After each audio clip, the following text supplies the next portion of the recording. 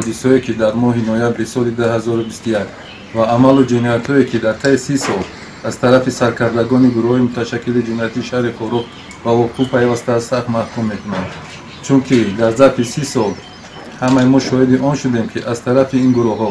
даст ба ҷиноят аз қабили куштори роҳбари мақомоти қудратии вилоят, оташ задани биноҳои мақомотҳои ҳифзи ҳуқуқ, таҳдиду зери лату кӯб қарор додани сокинони вилоят ва садҳо амалҳои дигар даст заданд ки ҳамаи ин амалу кирдорҳои онҳо ба терроризм шабоҳат дорад. имрӯз кулли шаҳрвандони ҷумҳурии Тоҷикистон волояти қонунро дар мадди аввал мегузоранд ва ба ин хотир аз мақомотҳои қудратӣ қотиёна талаб менамоям ки мебаъд чунин амалу кирдорҳои гурӯҳҳои ҷиноятӣ ҳамчун кирдорҳои террористӣ баҳогузорӣ карда шаванд. ҳарчи тезтар садди роҳи чунин гурӯҳҳои ҷиноятӣ шаванд, то ки мардуми вилояти мухтори Кӯҳистони Бадахшон